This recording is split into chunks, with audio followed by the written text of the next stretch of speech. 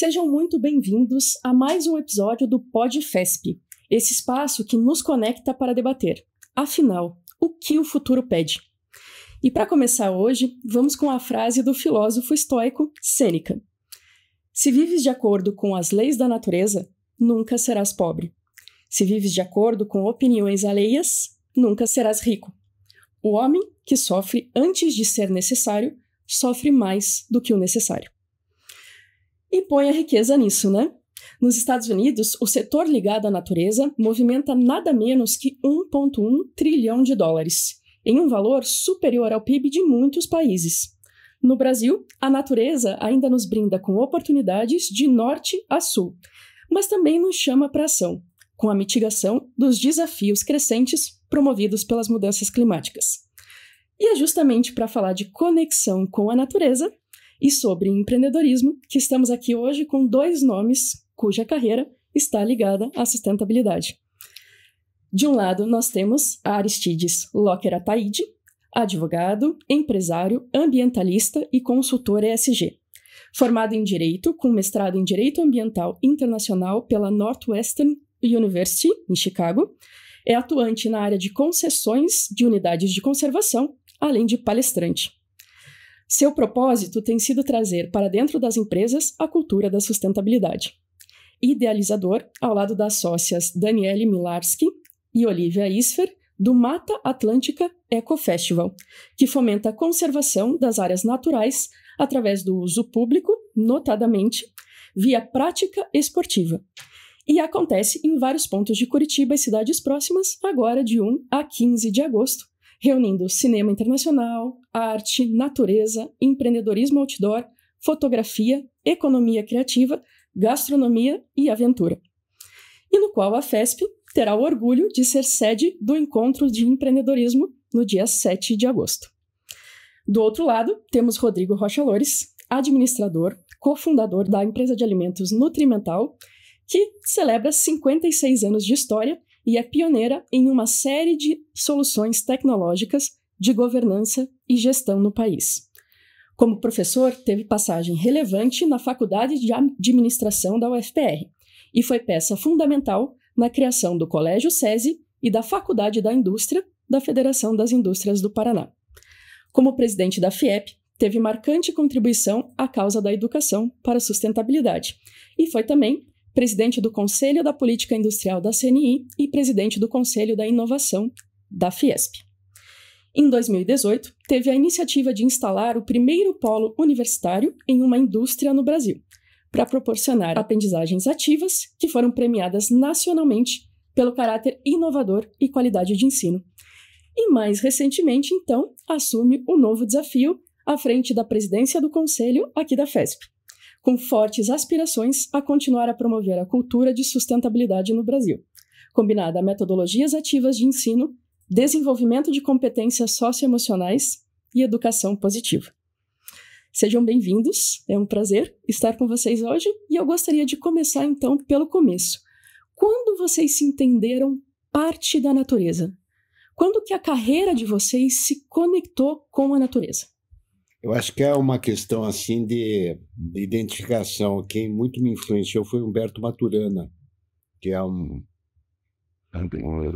grande cientista e filósofo, e ele entende que o imperativo da atualidade é restabelecer a harmonia entre as atividades humanas e a natureza. São sistemas dinâmicos, né? A humanidade tem a sua dinâmica, suas dinâmicas, e a natureza também tem as suas dinâmicas e elas se interrelacionam. E quando acontece um desequilíbrio, que é o que está se passando na atualidade, uma das consequências são as mudanças climáticas, é necessário conscientemente, intencionalmente, se movimentar, se articular no sentido de buscar restabelecer essa harmonia. A harmonia tem uma dimensão racional, mas tem também uma dimensão emocional, sentimental, uma questão assim de gostar, de ter o prazer de sentir isso. E essa é a iniciativa na Mata Atlântica, eu acho que vem muito de encontro a viver isso, né? Que é viver as práticas. O festival é relacionado a valorizar e empreender no sentido justamente de contribuir para o restabelecimento dessa harmonia. Eu, enquanto empresário, enquanto cidadão, faço parte do Pacto Global, do qual veio resultar o ISG, participei de diversos encontros internacionais tratando desse tema, e uma questão fundamental é acontecer uma transformação cultural nos sistemas de educação e também nos sistemas produtivos. A transformação cultural no sistema educacional está relacionada a essa questão de pensar e aprender a fazer um empreendedorismo sustentável, né? Negócios, atividades que concorram, que tenham um impacto positivo no conjunto. Essa transformação cultural tem que acontecer no sistema educacional para ele ser reconfigurado para poder proporcionar aos estudantes práticas e comportamentos que estejam adequados ao aqui e agora. E o aqui e agora está pedindo a regeneração, como Kotler, né, que recentemente esteve na FESP. Dentre as outras coisas, ele falou do marketing regenerativo, ou seja, um marketing que pensa na regeneração, no restabelecimento da harmonia. Essa transformação cultural também precisa acontecer nas empresas. Então, eu sou um empresário e, ao mesmo tempo, eu estou investindo em educação. O que eu estou procurando? Como é que nós podemos aprender a fazer as coisas, mas fazer as coisas de forma sustentável, inovar de forma sustentável. E a inovação acontece através do empreendedorismo. E o empreendedorismo pode e deve acontecer a partir de um sentimento positivo. Eu participei ativamente, eu era interlocutor do meio empresarial durante a Rio+20, no Rio de Janeiro, e da onde decorreu os Objetivos de Desenvolvimento Sustentável. E na ocasião tinha toda essa questão de indicadores e tudo mais, mas o nosso grupo chegou à conclusão que existia uma dimensão espiritual. Não é só uma questão técnica, não é só falar em indicadores, os indicadores são importantes, mas acima de tudo é o sentimento que está presente nas pessoas e nas coletividades e na sociedade. Esses valores que são determinantes efetivamente, que a âncora é aquilo que sustenta. É isso que pode ser aprendido e essa é a missão da FESP, né? Agora a FESP está sendo reconfigurada e tal para contribuir nesse sentido. E essa iniciativa do Festival na Mata Atlântica, de empreendedorismo nesse sentido, tem tudo a ver com aquilo que há uma afinidade perfeita entre a proposta do festival e a proposta da FESP. Nós estamos na mesma vibe, né? O mesmo espírito. Então, eu estou muito feliz com isso, com muita alegria, né? É com orgulho e com a alegria que a FESP e a Nutrimental também vai estar emprestando apoio a isso, como muitas empresas estão se identificando. As pessoas das empresas querem isso, os consumidores querem isso. O momento pede isso. Então, Aristides, você está de parabéns por essa iniciativa, é muito bom, é um exemplo para não só para o Brasil, mas um exemplo para o mundo, né? E você tem uma formação excelente, não poderia ter melhor lá, a formação da Northwestern University nessa área de gestão, esse marketing regenerativo, né? É o principal centro de estudos mercadológicos e, por conseguinte, ter assim, curitibano da GEMA estando à frente desse projeto é muito auspicioso para o Paraná e para o Brasil. Perfeito. Me conta um pouquinho agora do teu lado. Como é que a natureza se conectou com a tua carreira? Antes de mais nada, eu gostaria de agradecer ao Dr. Rodrigo, agradecer a Larissa, o PodFesp e todos aqueles que estão nos acompanhando. eu sempre fui muito ligado à natureza e sempre senti uma atração muito grande pelo mundo natural. E ao longo da minha trajetória, quando eu falo da minha trajetória, não só uma trajetória de formação profissional, de formação acadêmica, mas a minha trajetória, obviamente ainda muito incompleta, de formação de ser humano, eu percebi dentro das nossas referências uma tendência de compartimentalização ou afastamento do ser humano da natureza, dos sistemas naturais, dos processos naturais. O que, como mencionado agora há pouco, acaba contradizendo algo que é muito espiritual, mas também toda a nossa história biológica, toda a nossa relação com as outras formas de vida. Nós, seres humanos, somos uma forma de vida porque outras formas de vida, através dos mecanismos de coevolução, nos permitiram ser esta forma de vida que, bem ou mal, domina o nosso planeta. Ao longo da nossa história, entretanto, nos foi passada a ideia de sermos uma criatura diferenciada. E, obviamente, eu não faço qualquer referência espiritual ou religiosa, mas uma criatura que não fazia parte desse grande universo. Nós, seres humanos, portanto, teríamos a natureza como um recurso, e a palavra recursos naturais trata bem disso, de onde nós tiraríamos, e o tirar é muito importante, as nossas necessidades. Nós não estaríamos fazendo parte, não existia essa internalização da natureza. Entretanto, nos últimos tempos, nas últimas décadas, obviamente fala-se muito na emergência climática, mas essa percepção já é uma percepção que se arrasta algumas décadas, percebeu-se que nós não teríamos como nos manter no planeta, nós não teríamos como viver como espécie no planeta se não houvesse um entendimento desses processos naturais. Então, voltando ao que você me coloca, eu sempre senti me fazendo parte da natureza, sempre estive muito ligado às atividades ao ar livre. Entretanto, eu comecei efetivamente, e sempre fui negando essa vontade de trabalhar com o meio ambiente, com a conservação e com o ambientalismo, até 2012. Em 2012 eu sofri um gravíssimo acidente escalando, e esse acidente me fez repensar muita coisa.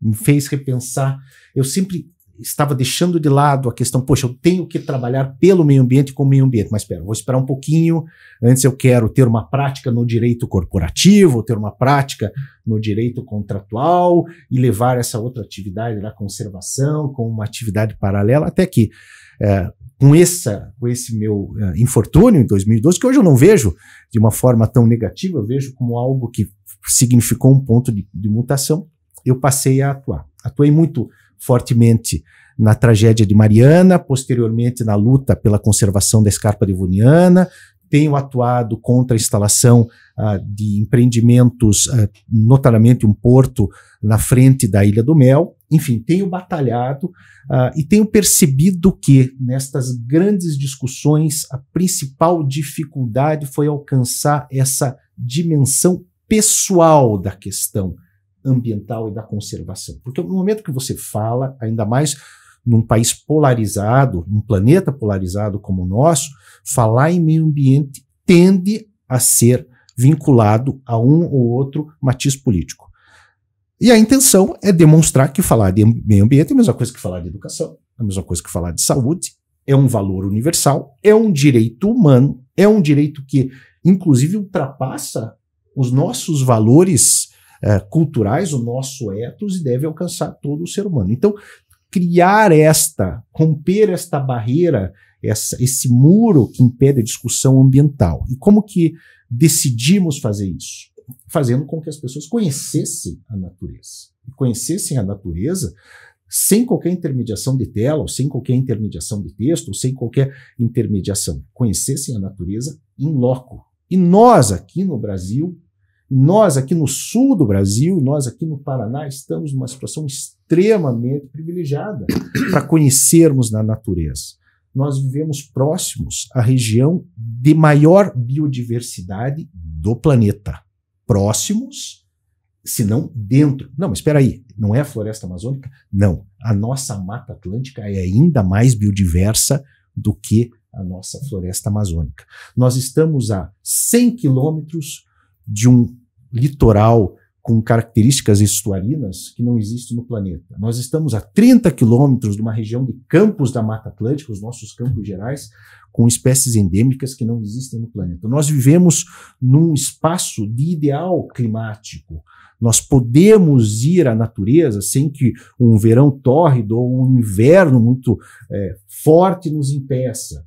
E nós temos esses espaços abertos e a necessidade de fazer com que a nossa população conheça esses espaços abertos, se apaixone por esses espaços abertos e se apaixone no sentido efetivamente passional e assim conserve esses espaços abertos. Agora, não existe como conservar se você também não garantir que esses espaços abertos, essas áreas naturais, essas unidades de conservação, quando for o caso, também representam um grande mecanismo de desenvolvimento. Não há como se negar que a maior ameaça a todas as questões, ameaça do ponto de vista direto, mas ameaça também sobre a possibilidade de você acabar criando mecanismos de transformação de massa de manobra no mundo é a miséria, é a desigualdade, é a fome. Você não tem como falar em paixão pela Mata Atlântica para a pessoa que vive numa situação miserável, não faz sentido. Então é importante que você demonstre que essas oportunidades, seja através da nossa riqueza de biodiversidade, seja através das oportunidades diretas de geração de emprego e renda, seja através da construção de um ecossistema que garanta essas oportunidades, estão aí para todo o país. Perfeito. Aproveitando um pouquinho dessa provocação que você fez, nós, enquanto país, temos muita oportunidade para ser mais protagonista nessa agenda internacional, né? Puxar mais os assuntos de desenvolvimento econômico, ser mais atuante, inclusive, nas questões de mudanças climáticas, né? Na opinião dos senhores, o que falta para o Brasil?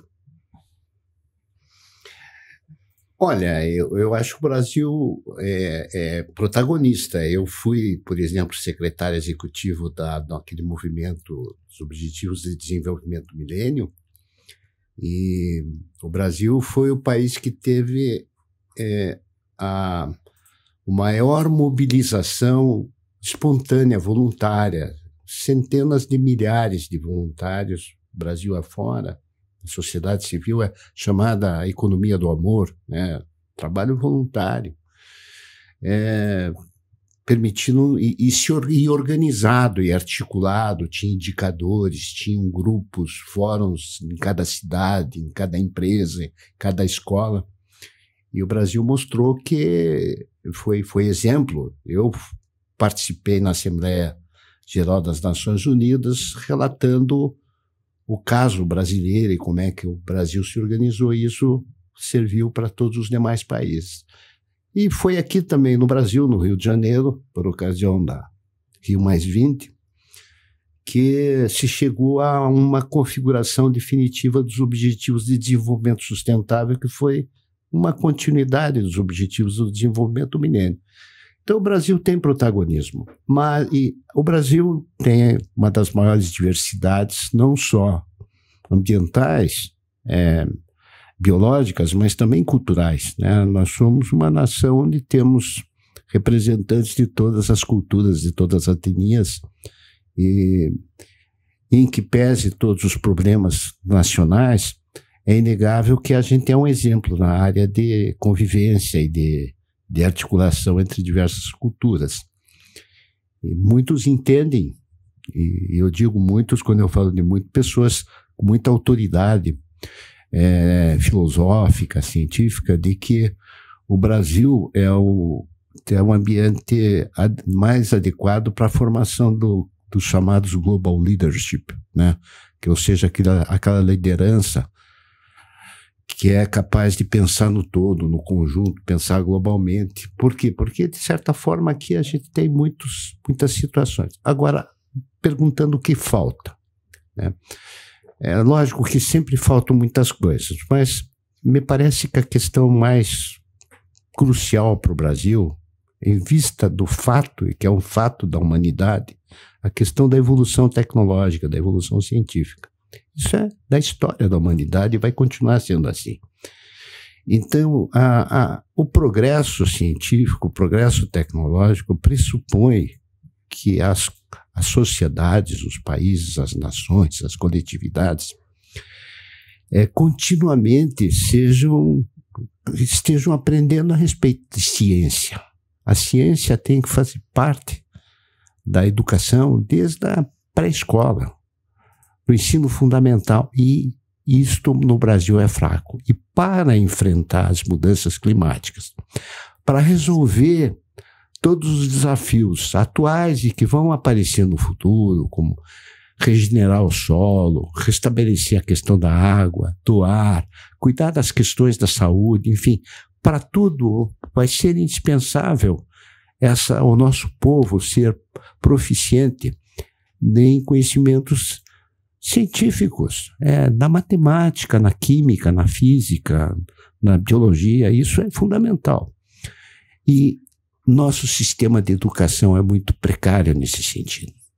Então, se vê que nas provas que são feitas internacionais, nós estamos assim como quarta, quinta categoria nessa área. Somos muito... Mas é possível, Eu enxergo assim que com o advento de uma série de tecnologias, é perfeitamente possível, através de modalidades novas de educação, e aí entra o exemplo do Colégio SESI, onde no Colégio SESI a gente trabalhou com uma lógica de empoderar o estudante para ele aprender, né? Ele ter autonomia na sua aprendizagem, ele ser um empreendedor, porque isso faz parte da espécie humana. Nós somos uma espécie empreendedora, natural assim. A gente pode ser inibido nessa aptidão, mas essa aptidão faz parte da nossa espécie. Então, mas esse empreendedorismo, essa liberdade para crescer e para inventiva, ela, através de metodologias ativas e formas, né, um novo professor, uma nova sala de aula, isso foi aplicado no SESI com sucesso, e esse movimento dos Objetivos do Milênio, que o Brasil se destacou, e no Brasil, né, o maior destaque foi o Paraná. O Paraná serviu de exemplo para todos os demais estados e pautou toda a orquestração desse movimento.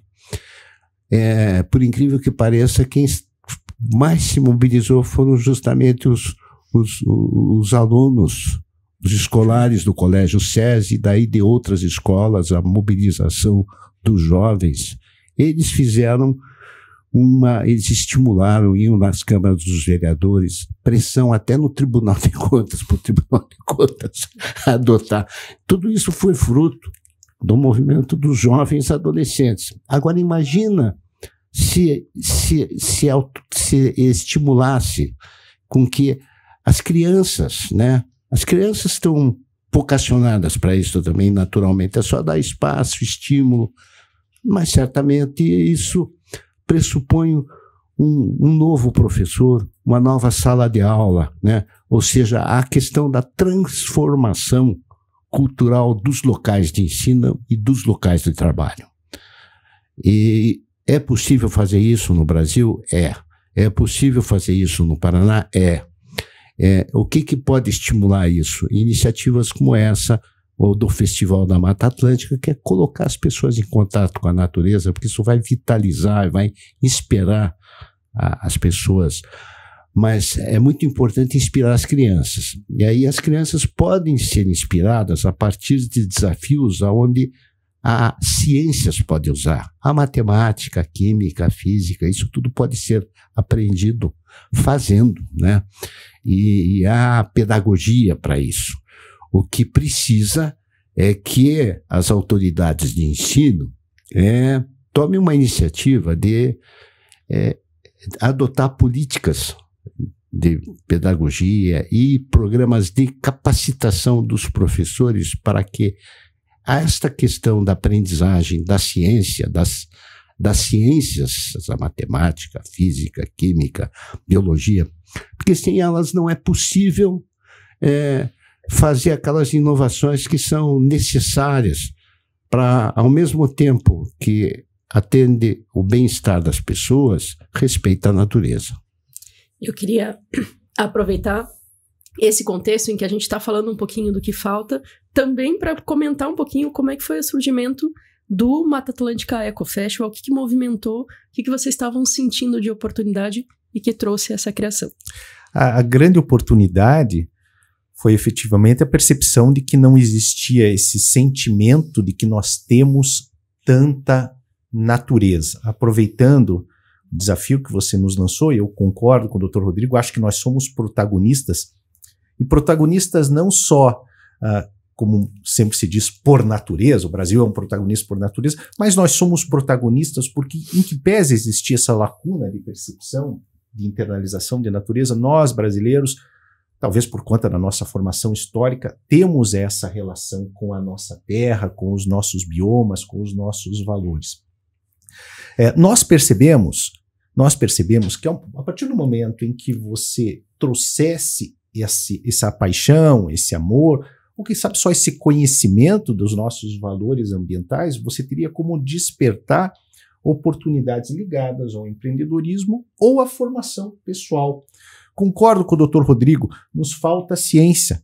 Acho que na transformação do sistema educacional, muito que tem que ser feito é fazer com que as criancinhas, os menininhos e as menininhas se convençam que podem vir a ser cientistas, sabe?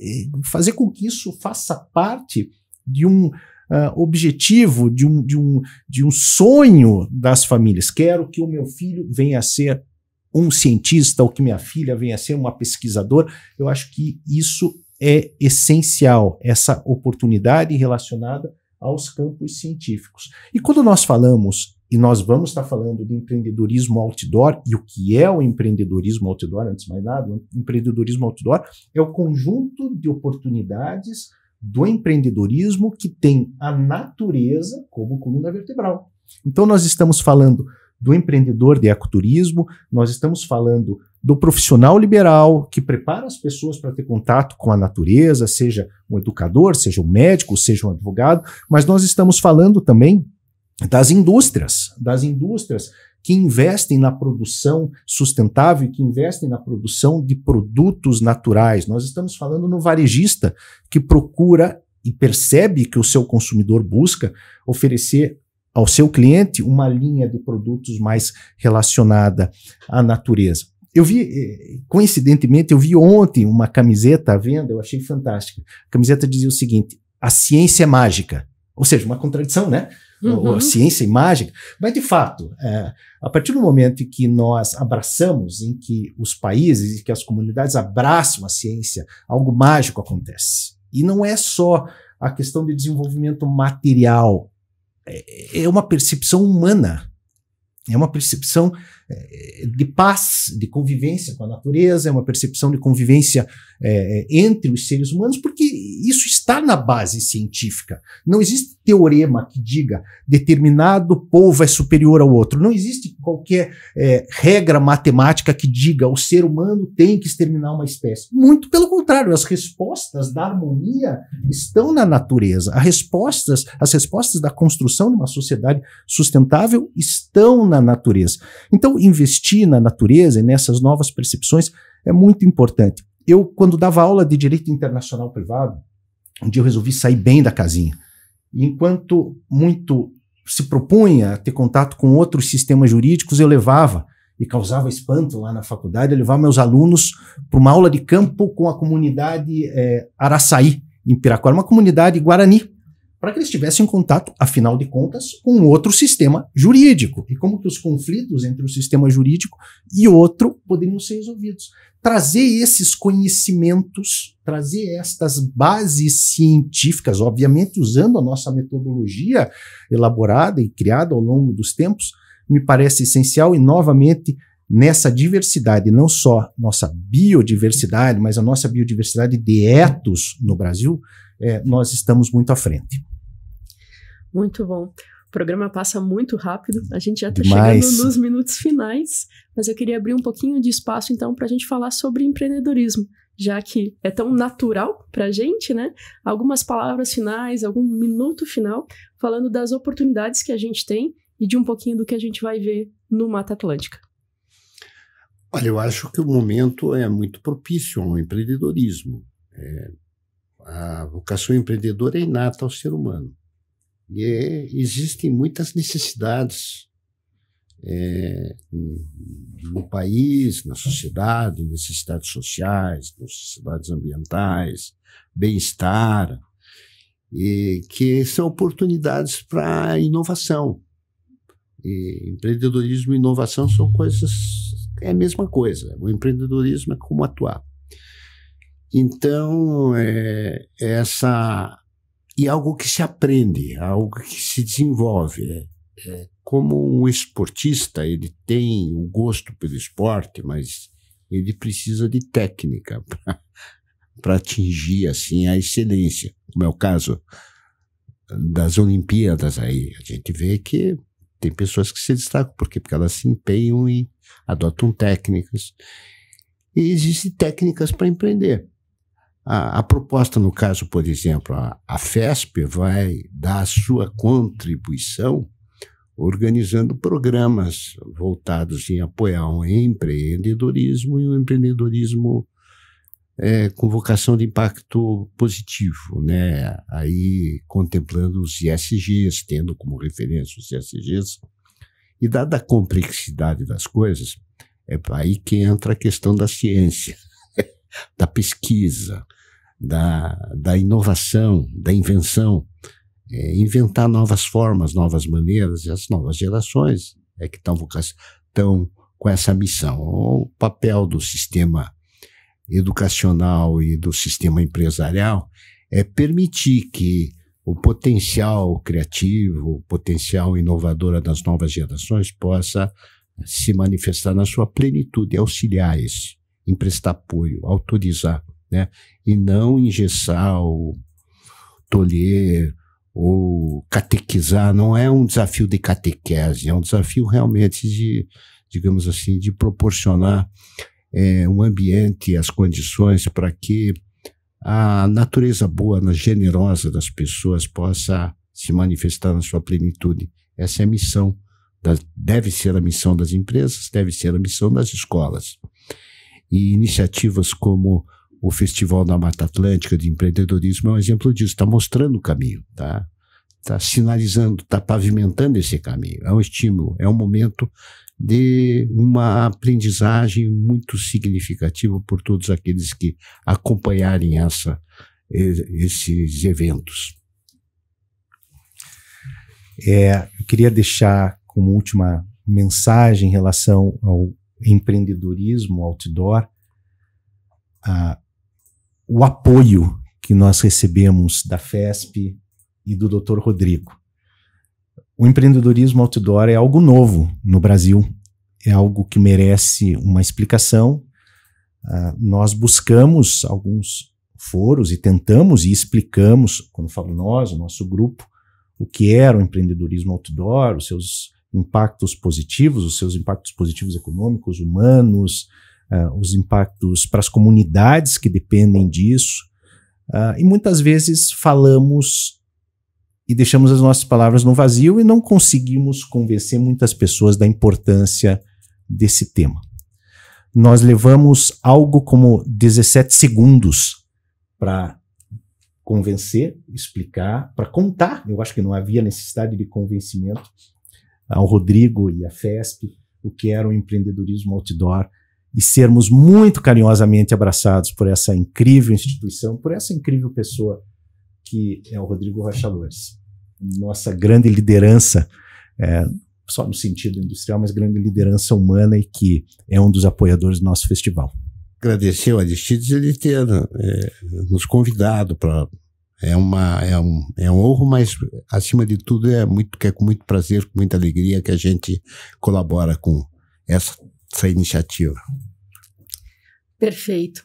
Muito obrigada pela participação dos senhores, pela oportunidade da gente conhecer um pouquinho mais, né, de empreendedorismo outdoor e das oportunidades que a gente tem no Brasil para levar a sério o tema sustentabilidade e levar ele até a próxima página. E se você tem outras sugestões, quer ver outros temas debatidos aqui no nosso PodFesp, basta escrever para a gente em qualquer uma das nossas redes sociais. A gente deixa sempre no final ali do podcast as nossas redes para que você possa acessar e também contribuir com as suas ideias. Muito obrigada pela audiência e até a próxima.